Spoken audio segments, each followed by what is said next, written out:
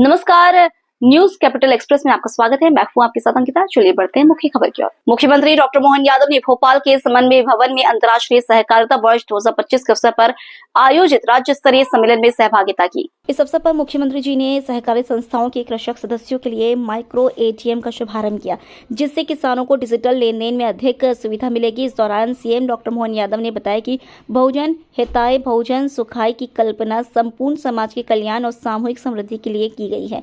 ये विचार सहकारिता के मूल सिद्धांतों से जुड़ा हुआ है, जहां सामूहिक प्रयास, समानता और समावेशी विकास को प्राथमिकता दी जाती है। सहकारिता के अनेक आयाम हैं। सहकारिता का मतलब है सामूहिक विश्वास, समानता और साझा तरक्की का संकल्प। वहीं सीएम ने लैंड पुलिंग एक्ट को लेकर बोले, हम किसानों के साथ हैं, हमारी सरकार किसानों पर आधारित है। मैं खुद किसान पुत्र हूँ। हम हर हालात में राज्य का विकास भी चाहेंगे और किसानों की जिंदगी बेहतर से बेहतर हो, उनको बराबरी से लाना चाहेंगे। मुख्य अतिथि हमारे मध्य प्रदेश के यशस्वी मुख्यमंत्री माननीय डॉक्टर मोहन यादव जी, सहकारिता विभाग के एडिशनल चीफ सेक्रेटरी आदरणीय अशोक वर्णवाल जी, नाबार्ड की हमारी मध्य प्रदेश की मुख्य कार्यपालक अधिकारी आदरणीय सरस्वती जी, आदरणीय उमाकांत उमराव जी, आहूजा जी, मनोज पुष्प जी, आलोक सिंह जी, मनोज गुप्ता जी, इस सभागार में उपस्थित सभी सहकारिता विभाग के अधिकारीगण, प्रदेश के अलग अलग क्षेत्र से आए हुए हमारी नीचे तक की जो हमारी प्राथमिक समिति है उसके अधिकारी कर्मचारीगण और विशिष्ट व्यक्ति, आज बहुत प्रसन्नता का दिन है।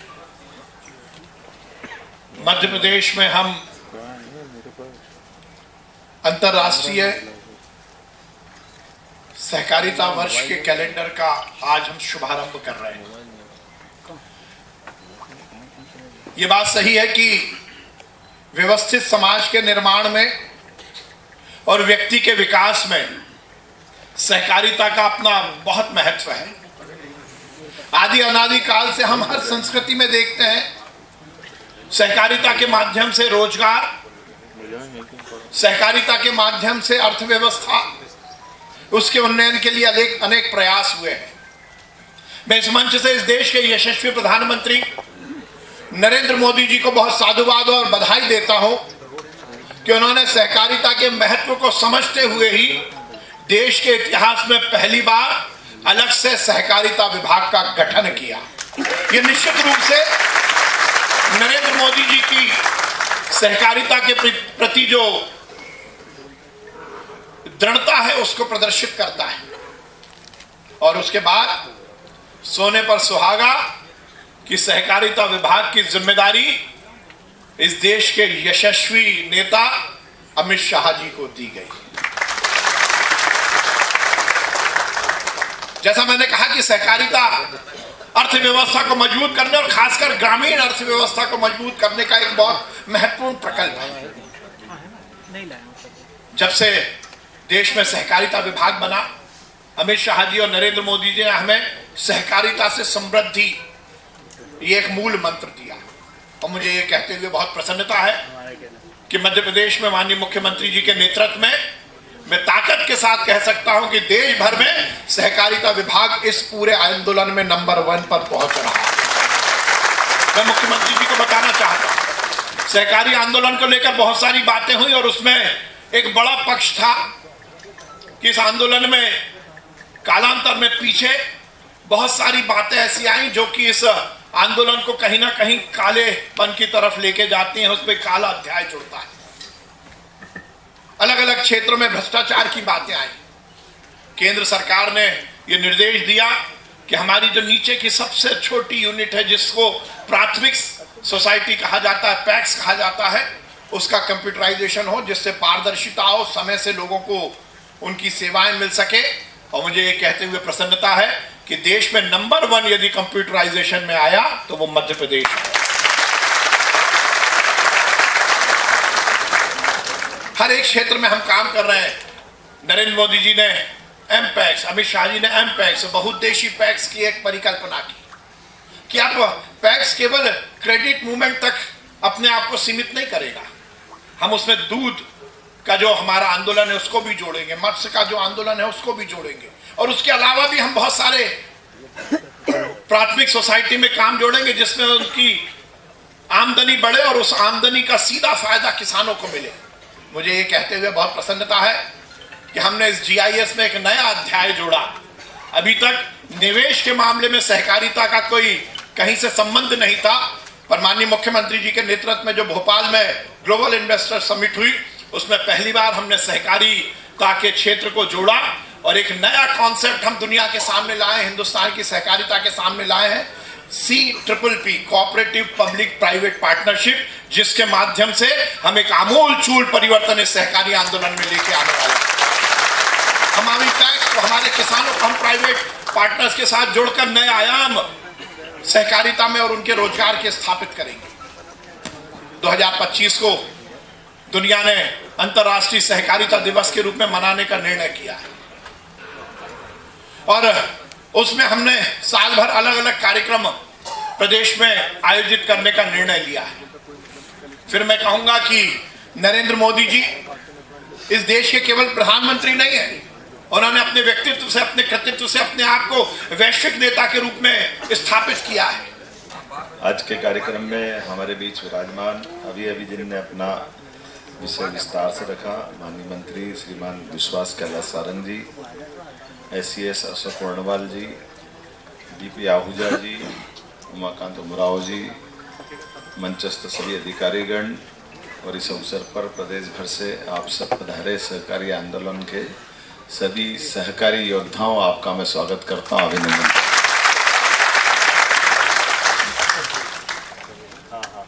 मैं सहकारिता की इस मूल भावना को समझने के साथ अतीत के साथ उसके संबंध जोड़ने का प्रयास कर रहा था। मैं तालमेल मिला रहा था कि ये सहकारिता के लिए मूल, अगर सहकारिता का आंदोलन चालू हुआ तो कहाँ से हुआ है?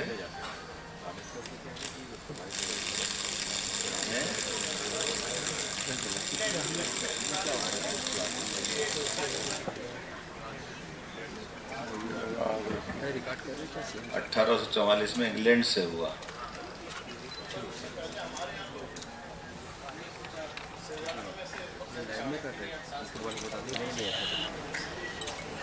क्या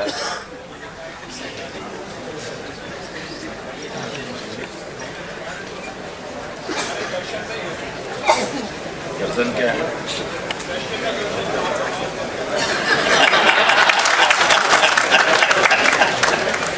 कृष्ण के बाद दर्शन भी और सुदर्शन भी। ये वास्तव में हमारे लिए दोनों तरह से बात करने का समय है। मैं इसलिए इसकी दोबारा बात कर रहा हूँ कि ये जैसे बताया गया है कि इंग्लैंड से चालू हुआ, 1840 के आसपास चालू हुआ, रजिस्ट्रेशन अंग्रेजों के समय हुआ, लेकिन ये भी हम नहीं भूलें कि 1840 के पहले अंग्रेज कहाँ आ गए थे? कहाँ गए थे? कहाँ रूल करना चाह रहे थे वो? भारत में। तो भारत में जब रूल करने आए तो बहुत सारी चीजें उन्होंने भारत से सीखी, समझी, देखी, जानी। और जो आपने कहा उमराव ने, मैं उससे भी सहमत हूँ। आप कभी इसको इस रूप में भी देखना कि भारत के बाहर जितने देश हैं, भारत से कभी किसी का झगड़ा क्यों नहीं हुआ? भारत ने कभी किसी पे कब्जा क्यों करने नहीं गए? भारत ने आक्रमण झेले, लेकिन भारत अपनी सीमा विस्तार में दूसरे देशों को अपने साथ समाहित करने क्यों नहीं गया? एक मन में प्रश्न आएगा, वो उसका उत्तर ढूंढोगे तो मिलेगा। कि हमारे बड़े बड़े राजा, सुनाम धन्य बड़े बड़े सम्राट, कोई किसी से कम नहीं, बल्कि और आगे बढ़ करके अश्वमेध यज्ञ की परंपरा भी किसके यहाँ थी? अश्वमेध की परंपरा भी हमारे यहाँ। लेकिन अश्वमेध का घोड़ा घूमकर आने के बाद भी हमने किसी भी देश की ऑटोनॉमी को खत्म नहीं किया, उसका स्वावलंबन जिंदा रखा, उसको उस भाव से लिया जिसके लिए हम अपने छोटे से छोटे कार्यक्रम में हर बार इस चीज को उल्लेखित करते हैं। सच्चे अर्थों में अगर कहा जाए तो ये यूनाइटेड नेशन का अगर कोई पूरा पालन करने वाला कोई देश है तो सच्चे अर्थों में भारत है। भारत का पालन कर लो अपने आप। भारत की संस्कृति, भारत की जीवनचर्या, भारत की दिनचर्या, भारतीय गांव की स्वावलंबन पद्धति, उस सब में आ जाएगा। इसलिए हम कदम कदम पे क्या क्या कहते दिखते हैं, सर्वे भवन्तु सुखिनः, सर्वे सन्तु निरामया। इसका मतलब ये सहकार का ही तो अर्थ है। इसके अलावा कहाँ है जो सबके सुख की कामना करे, सबके लिए अपना कोई भी लाभ का आप टैक्स बनाते हो, समिति बनाते हो, उसका मूल मंत्र क्या है? किसी एक को लाभ देना है क्या? आप लाभ में सबको सहकारी के मतलब सबको सहकार देना चाहते हो ना, सबको जोड़ना चाहते हो। और ये एक नहीं, ऐसी कई सारी बातें, बहुजन हिताय बहुजन सुखाय, ये जो बात कहते हो वो भी क्या है? यही तो है वसुदेव कुटुंबकम। ये क्या है? यही तो है जो हम अपने छोटे से छोटे गांव में और उस गांव की छोटी इकाई को भी वेद वाक्य की दृष्टि से अगर कहोगे तो इसमें हम बहुत और बड़ी बात करते, जो देशों की सीमा से उठ करके, विश्व के सभी देशों की सीमा से उठ करके प्रकृति के साथ जोड़ने की बात कहते। जत पिंडे तत् ब्रह्मांड है, जैसा पिंड है वही ब्रह्मांड है, ये वहां तक जोड़ के बात करते हैं। लेकिन वो अभी थोड़ी बाहर ज्यादा हो जाएगी। वापस हम सहकारिता में आते हैं। तो सहकारिता में आकर बात कर रहे हैं तो ये बात बिल्कुल सही है कि सहकारिता की बात कर रहे हैं तो सहकारिता के आयाम कितने हैं? सहकारिता के आयाम में कोई कैसे छूट सकता? सबको समाना पड़ेगा, सब कुछ सबके साथ आना पड़ेगा। इसलिए हम उसको उस तरह से भी देखते हैं कि जैसे हमने अभी अपनी कल्पना की है नए माननीय यशस्वी प्रधानमंत्री का, पहले तो अभिनंदन करो श्रीमान नरेंद्र मोदी जी का, उनके नेतृत्व में सहकारिता का जितना बड़ा महत्व है। फिर मैंने कहा चलो कोई बात नहीं, सारी पूर्ति करने के बाद फिर उनको ला के देख लो साहब, अब इसमें कुछ तो जरूरत नहीं है। बोले नहीं अब कुछ नहीं जरूरत है देखता। फिर घर नहीं पहुंचा, उसके बाद फिर एक चिट्ठी आ गई, बोले फिर इसमें कमी है। फिर मेरे कहा ये क्या नाटक है, कैसी सहकारिता चलती है? फिर पता नहीं क्या हुआ, फिर उसकी पूर्ति कर दी।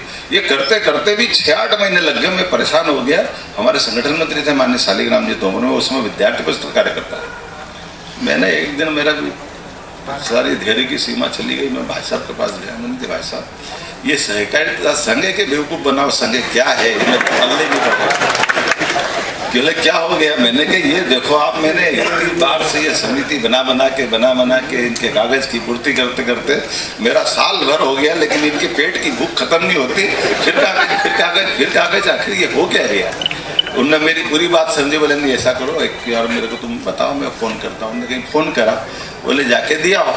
अब संयोग से लक्ष्मीकांत शर्मा जी साथ उस समय मंत्री थे, लक्ष्मीकांत नारायण, उनके शैलेंद्र जी के पिताजी ना। तो मैं उनके माध्यम से उन्होंने कहा नहीं अब ये पूर्ति आखिरी बार कर दो जो मांगी, बोले साथ इसके बाद आपका काम हो जाएगा। फिर मैंने वापस कागज की पूर्ति करा दी। मालूम पड़ा के फिर घर गया, फिर कागज आ गया वापस। ये क्या नाटक है? फिर मेरे को एक आध तो समझदार ने कहा कि आप समझे नहीं यार ये सब क्या होता है, क्यों होता है?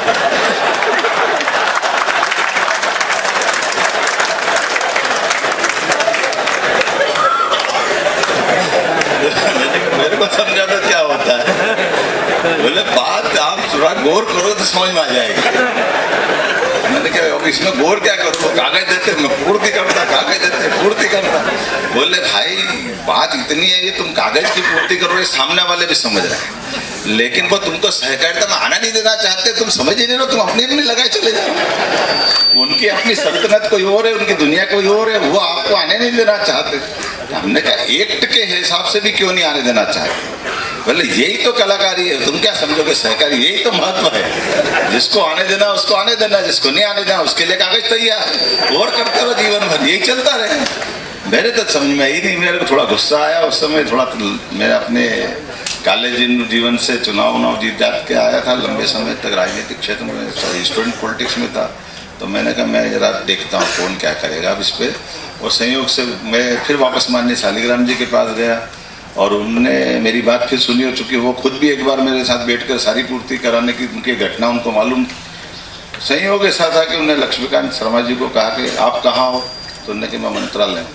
बोले मैं आ रहा हूँ। मेरे को स्कूटर पे बिठा के ले गए, वो खुद गए उनके ऑफिस में और उन्होंने कड़क करके बात करी कि ये क्या नाटक है भाई, तुम्हारे यहाँ कैसे विभाग चलता है और फिर क्या कैसी स्थिति है। आपसे खुद से मिल के गए थे, ये इतनी बार कागज दे दिए 150 बार और इसके बाद फिर कागज बाकी। आपने कहा था कुछ नहीं होगा, ऐसे कैसे होगा। मैं नहीं जानता हूँ ये क्या हो रहा है। ये जब बात पूरी हुई, लक्ष्मीकांत जी ने अपने वहाँ से टेलीफोन पे किसी को आदेश दिया है, मालूम पड़ा शाम तक पंजीयन का रजिस्ट्रेशन आ गया मेरे पास। तो मेरे समझ में आ कि ये है सहकारिता। अब जो भी है, लेकिन ये मैंने इसलिए सुनाया कि वो अपनी उस तरह की दौर है। आज बदलते दौर में यशस्वी प्रधानमंत्री के नेतृत्व में सब कुछ पारदर्शी। जोरदार तालियां बजाएं इस बात के।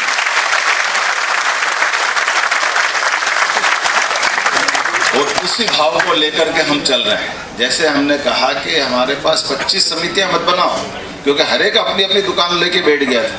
कोई सहकारी समिति आवास संघ के माध्यम हाउसिंग सोसाइटी उसी को करेंगे, कोई क्रेडिट सोसाइटी उनकी करेंगे, कोई और किसी और सब्जेक्ट की सोसाइटी बनेगी। अब ये मल्टीपर्पज है, अब सबके लिए जोड़ करके बात करें। सारी पंचायतें खत्म और सारे अच्छे लोगों ने हाथ खड़े करे पढ़े लिखे। भगवान की दया से आप सब यहाँ भी पढ़े लिखे हैं और मंच पे भी सब पढ़े लिखे, इसमें कोई कम नहीं पड़ रहा है। आपके सबके साथ हम सब भी खड़े हैं। इसलिए उस भाव को समझने की जरूरत है जिसमें बहुजन हिताय बहुजन सुखाय की कल्पना की गई। उस भाव के प्रति न्याय करना। इसलिए हम अपने क्षेत्र के अंदर, आप बताओ, दूध के माध्यम से भी बोनस दिलवाएंगे। ये कितनी बड़ी बात है। अगर गुजरात में सहकारिता संघ की ताकत बनी तो दूध में प्रति व्यक्ति को जो बोनस मिलता है, और मैं जब अभी चुनाव में गाँवों में गुजरात में घूमा था, उन्होंने बताया था कि एक एक व्यक्ति को दूध का महीने का हिसाब तो मिले जो मिले ही, पूरे साल में कोई 1 लाख, कोई 1.5 लाख, कोई 2 लाख, कोई 5 लाख बोनस लेता है। एक तरह से उनकी दिवाली अलग प्रकार की बन जाती है, पूरे साल का जो बोनस उनको मिलता है। तो ये गजब हो जाएगा वाकई। और इस प्रकार से अभी तो दूध की बात कर रहे हैं, या मत्स्य वाली भी लोग बैठे हैं। हमारा बहुत बड़ा पानी का और इसके आधार पर मछली उत्पादन का भी बहुत बड़ा क्षेत्र आ रहा है, तो उसको भी हम जोड़ रहे हैं। और ये जो औद्योगिकरण की बात कर रहे हैं, मैं मंत्री जी को बधाई देना चाहूंगा, विश्वास भाई के लिए भी जोरदार अभिनंदन करो इनके माध्यम। जब हम औद्योगिकरण की बात कर रहे हैं तो औद्योगिकरण में केवल व्यक्ति ही क्यों आना चाहिए, उसमें भी सहकारी समिति आना चाहिए, उसमें हमारे माध्यम से क्यों काम नहीं होना चाहिए। सभी प्रकार के रोजगार को लेकर के हमारे अपने कोऑपरेटिव डिपार्टमेंट की भी भूमिका होना चाहिए। और मुझे इस बात की प्रसन्नता है आप सबके माध्यम से निश्चित रूप से नए। आज मैं सहकारिता के आज के इस कार्यक्रम में माननीय मंत्री विश्वास सारंगी के साथ शामिल हुआ। हमारी सरकार यशस्वी प्रधानमंत्री के नेतृत्व में खास करके सहकारिता मंत्री श्रीमान अमित शाह जी की भावना के अनुसार पूरे प्रदेश के अंदर नीचे से नीचे स्तर तक सहकारिता समितियों को व्यापक काम देने के लिए, दूध का उत्पादन कराना, किसानों को उनका लाभांश देने के लिए दूध संग्रह का काम, मत्स्य उत्पादन का काम, सभी प्रकार के बहुउद्देशीय कामों को लेकर के एक तरह से ये आंदोलन चलेगा। और ऐसे में उद्योगों तक की उनकी सहभागिता की कल्पना की गई है। तो मैं उम्मीद कर रहा हूँ कि ये जब बड़ा काम इतना नीचे स्तर तक जा रहा है, जिसमें सहकारिता की मूल भावना, लाभ में सबका हिस्सा और समिति को पूरे पावर, इस भाव के आधार पर जो सहकारिता का आंदोलन चल रहा है, मैं बधाई देना चाहूँगा आज के अवसर पर जब हम सब इसमें शामिल हुए। और धीरे धीरे करके ये प्रदेश भर में मूवमेंट बहुत बड़ा बनेगा। मेरी अपनी ओर से शुभकामनाएं। आज मैं जा रहा हूँ, या तो तुम बोल लो भैया, हमको बुला लो। इतनी बड़ी विधानसभा में सब बात आई है और जवाब भी दिए हैं। हम किसानों के साथ जीवन भर किसानों को हमने, जैसे सहकारिता की बात कर रहे हैं, ये सरकार किसान आधारित सरकार है। मैं स्वयं किसान पुत्र हूँ, इसलिए हम हर हालत में राज्य का विकास भी चाहेंगे और किसानों की जिंदगी बेहतर से बेहतर हो, उनको बराबर इसमें लाना चाहेंगे। बहुत धन्यवाद। प्रांत संचालक अशोक पांडे की पत्रकार वार्ता। मध्य भारत में तेजी से बढ़ रहा है संघ कार्य, शताब्दी वर्ष में घर घर जाकर संपर्क करेगा संघ। बेंगलुरु में आयोजित राष्ट्रीय स्वयंसेवक संघ की अखिल भारतीय प्रतिनिधि सभा में लिया गया फैसला, शताब्दी वर्ष को ध्यान में रखकर कार्यकर्ता मंडल और बस्ती तक संस्कार को पहुंचाने के करेंगे प्रयास। सभी मंडलों और बस्तियों में हिंदू सम्मेलन आयोजित किए जाएंगे, जिसमें बिना किसी भेदभाव के प्रत्येक जीवन में एकता, सद्भाव, राष्ट्र के विकास में सभी का योगदान, पंच परिवर्तन में प्रति व्यक्ति की भागीदारी का संदेश इन कार्यशाला में दिया जाएगा। बांग्लादेश में हिंदुओं के विरुद्ध हिंसा पर प्रस्ताव। बांग्लादेश में हिंदू एवं अल्पसंख्यक समुदायों पर इस्लामी कट्टरपंथियों तत्वों द्वारा हो रही संयोजित हिंसा, अन्याय और उत्पीड़न पर प्रतिनिधि सभा में चिंता व्यक्त की गई। बांग्लादेश में वर्तमान सत्ता पलट के समय मठ मंदिरों, दुर्गा पूजा पंडालों और शिक्षण संस्थानों पर आक्रमण, मूर्ति का अनादर। संघ का मानना है कि कुछ अंतर्राष्ट्रीय शक्तियां जानबूझकर भारत के पड़ोसी क्षेत्र में विश्वास और टकराव का वातावरण बना रही है। भारत विरोधी वातावरण, पाकिस्तान और डीप स्टेट की सक्रियता पर दृष्टि रखने का उजागर करने का प्रस्ताव। संघ का भारत सरकार से अनुरोध, व बांग्लादेश के हिंदू समाज की सुरक्षा, गरिमा और सहज स्थिति पक्की करने के लिए वहां की सरकार से निरंतर संवाद बनाए रखें। संघ के शताब्दी के उपलक्ष्य में लिया गया प्रतिनिधि सभा में संकल्प। हेलमेट लगाएं और हम ट्रैफिक का सिपाही देख कर लगाएं, ये नागरिक कर्तव्य का पालन नहीं है। उसमें हमारी सुरक्षा है, कानून का पालन है, इसलिए लगाना ही चाहिए, चाहे सिपाही हो या नहीं हो। लाल बत्ती जल रही है, सड़क खाली पड़ी है, तब भी हमको लाल बत्ती क्रॉस नहीं करना, ये हमारे स्वभाव में आना चाहिए।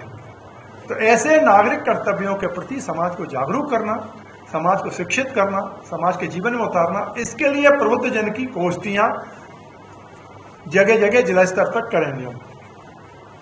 युवाओं से संवाद, युवाओं शक्ति का उपयोग समाज सेवा में, राष्ट्र के निर्माण में लगे। केवल कैरियर नहीं, कैरेक्टर भी, केवल खुद नहीं, परिवार भी, समाज भी, राष्ट्र भी, इसकी चिंता करने का भाव उनके मन में आया। ये शताब्दी वर्ष में किए जाने वाले कार्यक्रमों की योजना बनाई गई है। जगह जगह उसके लिए कार्यकर्ता बैठेंगे, प्रशिक्षण होंगे, फिर लोग कार्यकर्ता इस क्षेत्र में काम करना शुरू करेंगे। पुण्य श्लोक अहिल्याबाई पर हमने साल भर कार्यक्रम किए हैं। 31 मई को भोपाल में भी समापन होगा, इंदौर में भी समापन होगा। उनके व्यक्ति का जीवन जितना गौरवमयी रहा है, स्वर्णमयी रहा है, जितना लोक कल्याणकारी रहा है, जितना सत्ता के प्रति निरपेक्ष रही, वो सत्ता पर बैठने के बाद भी इतने साल राज्य किया, पर सत्ता का भाव उनके मन में नहीं आया। उनका ये शंकर जी का राज्य, मैं तो केवल इसकी कस्टोडियन मात्र हूं। उनके कार्यक्रमों का समापन होगा। तो इतने हमने कार्यक्रम किए हैं। प्रांत के केवल शासकीय जिलों पर करने थे। प्रांत के शासकीय 16 जिलों में 273 व्याख्यान हुए, 32,404 लोग उपस्थित हुए, जिसमें मातृशक्ति 14,487 थी, 17,917 बंधु उपस्थित थे। विद्यालयों में 496 स्थानों पर व्याख्यान हुए। मुरैना में मंदिरों की स्वच्छता का अभियान लिया गया। गुना में देवी अहिल्याबाई होलकर के जीवन चरित्र पर आधारित नाटक का मंचन हुआ। अशोकनगर, राजगढ़, सीहोर में शोभा यात्राएं निकाली गई। नर्मदापुर में शिल्पकारों द्वारा निर्मित उत्पाद की प्रदर्शनी की गई। बैतूल में गौ उत्पादों के निर्माणों का प्रशिक्षण और विक्रय की व्यवस्था की गई। ये सारे देवी अहिल्याबाई की स्मृति में इस साल कार्यक्रम हुए। ऐसे कार्यक्रम पूरे देश में हुए हैं और संघ ने किए। संघ से प्रेरणा प्राप्त करके बाकी सारे संगठनों भी क्या है, उनका व्रत अलग अलग उनके पास है। फिर एक प्रस्ताव आया, बांग्लादेश में जो कुछ हुआ है, झगड़ा हसीना बेगम से हो सकता था, और हसीना बेगम ने जब बांग्लादेश छोड़ दिया तो उसके बाद उनके वहां के हिंदुओं पे, महिलाओं पे, बच्चों पे, मंदिरों पे क्यों आक्रमण हुए? क्यों 60,000 हिंदुओं से जबरदस्ती त्याग पत्र लिखाए गए? इस विषय पर सारे समाज को जागृत करने के लिए एक प्रस्ताव पारित हुआ। केंद्र सरकार से भी आग्रह किया है, समाज से भी आग्रह किया है, वैश्विक संस्थाओं से भी आग्रह किया है कि ये मानवाधिकारों का खुला उल्लंघन है। वो बांग्लादेशी हिंदू भारत के नागरिक नहीं है, वहां के विधिवत नागरिक हैं, वहां के संविधान के प्रति आस्था रखते हैं, तो फिर उनके साथ ऐसा व्यवहार क्यों? तो ये मानवाधिकार का भी प्रश्न है। तो उनके समर्थन में सारा समाज खड़ा है, सारा देश खड़ा है। भारत सरकार से भी आग्रह किया गया है कि जितनी कूटनीतिक साधनों का उपयोग किया जा सकता है, जितना वैश्विक स्तर पर दबाव डाला जा सकता है, वैश्विक संस्थाओं पर संपर्क किया जा सकता है, उनके माध्यम से उनके हितों की, उनकी सुरक्षा की चिंता की जाए। एक और महत्वपूर्ण प्रसंग है, ये भी मंडली और मिलन ये भी चल रहे हैं। संघ का 100 वर्ष पूरे हो रहे हैं 2 अक्टूबर 2025 में। 1925 में संघ प्रारंभ हुआ था। यद्यपि बार बार संघ में अंदर ये चर्चा होती है, परम पूजनीय सरसंघ चालक जी भी कह चुके हैं, अंदर भी बातचीत हुई कि जिन्होंने संघ प्रारंभ किया था उनका उद्देश्य था कि ये सारा सामाजिक परिवर्तन और हिंदू समाज का संगठन अपने सामने ही होना चाहिए, और 100 वर्ष हो रहे हैं, ये बहुत प्रसन्नता का विषय नहीं है। इसका मतलब ये कि हमारे परिश्रम में कुछ कमी है, हमको और ज्यादा तेजी से काम करना चाहिए, क्योंकि पूरे समाज को संगठित करके, संस्कारित करके, चरित्रवान करके और इस राष्ट्र को परम वैभव शिखर पर पहुंचाना है, तो और बहुत काम करने की आवश्यकता है। समाज में समस्याएं भी बहुत हैं, इसलिए उसकी एक योजना बनाइए कि शताब्दी वर्ष में हम लोग क्या क्या काम करेंगे। और ये केवल शताब्दी वर्ष में नहीं करेंगे, शताब्दी वर्ष में गति से करेंगे, पर ये हमारे स्थायी काम रहेंगे। विजयादशमी को अधिकतम स्थानों पर गणवेश में कार्यक्रम होंगे। प्रयास ये खंड माने तहसील तक हो और संभव हो तो मंडलों तक हो। कार्य की दृष्टि से हमने प्रत्येक तहसील को उपखंड में और मंडलों में बांटा हुआ है।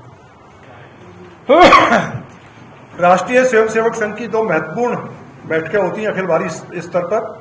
अक्टूबर में अखिल भारतीय कार्यकारी मंडल और मार्च में अखिल भारतीय प्रतिनिधि सभा, जिसमें पूरे प्रांतों से लोग एकत्रित होकर आते हैं। प्रांतों के बारे में स्पष्ट कर दूं, संघ ने अपने कार्य की दृष्टि से पूरे भारतवर्ष को 45 प्रांतों में बांटा हुआ है, 45 प्रांतों में, और 45 प्रांतों को 11 क्षेत्रों में बांटा हुआ है।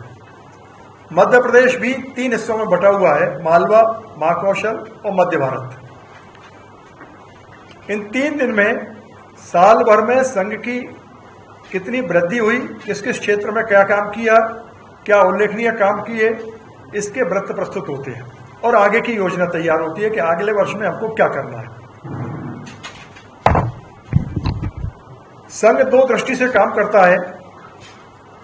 मैदान पर स्वयंसेवकों को प्रशिक्षित करना, शरीर और मन से, बुद्धि से उनको संस्कारित करना, और ऐसे संस्कारित स्वयंसेवक समाज के विभिन्न क्षेत्रों में जाकर समाज परिवर्तन के लिए काम करना। तो दोनों दृष्टि से व्रत प्रस्तुत होते हैं।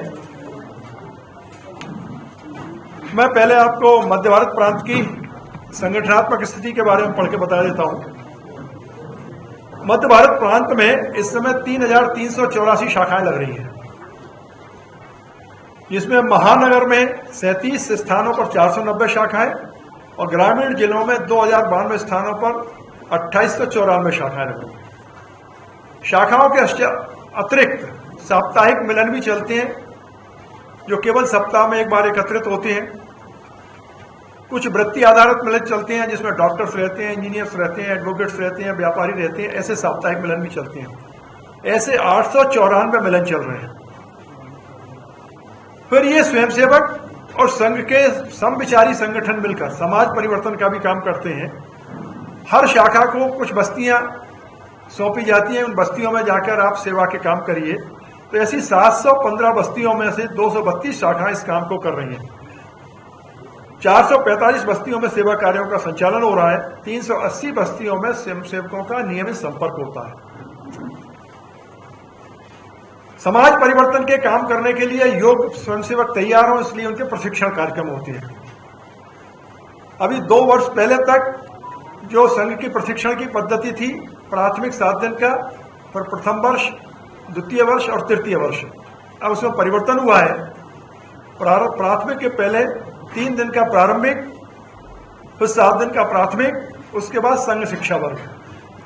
संघ शिक्षा वर्ग के बाद यह देखा जाता है कि इसमें प्रशिक्षित व्यक्ति ने कितने समय तक दायित्व लेके सक्रियता दिखाई, तो उसको आगे प्रशिक्षण की व्यवस्था की जाती है। बाकी को नहीं करेंगे। तो अगले को कहते हैं कार्यकर्ता विकास वर्ग 1 और कार्यकर्ता विकास वर्ग 2। कार्यकर्ता विकास वर्ग 2 हमेशा नागपुर में होता है।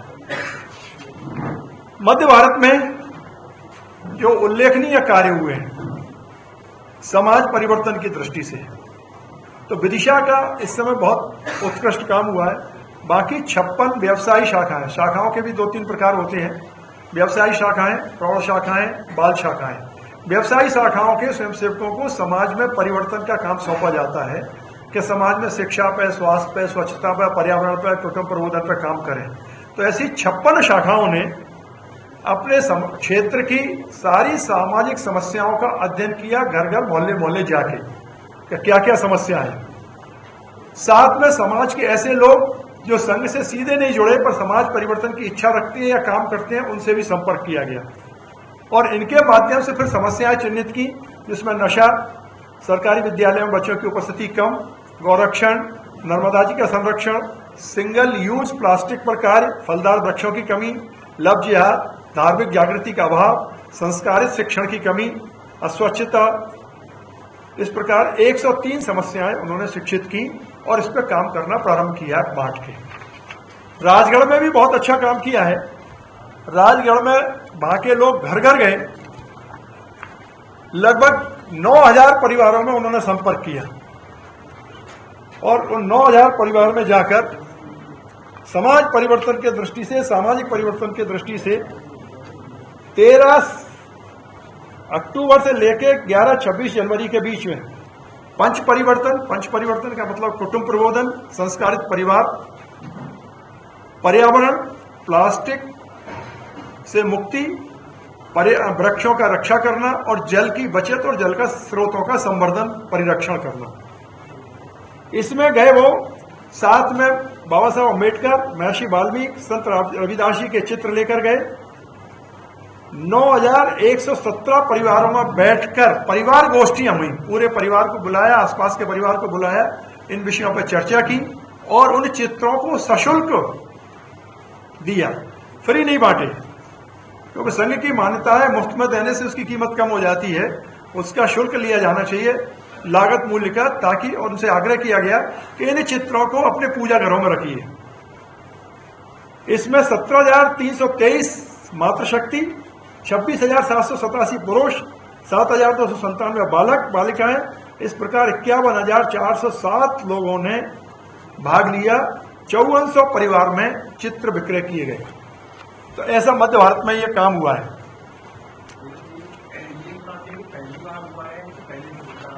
भिन्न भिन्न होते हैं और ये काम पिछली बार किसी और प्रांत ने भी किया होगा। पूरे राष्ट्र की संगठन का जो चित्र है उसमें पिछले वर्ष तक हिंदुस्तान में 83,000 शाखाएं लगती थी, 83,129।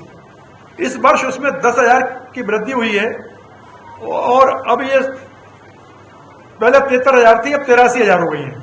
इस प्रकार 10,000 शाखाओं की वृद्धि हुई है। इसके अतिरिक्त मंडल और मिलन, ये भी मंडली और मिलन ये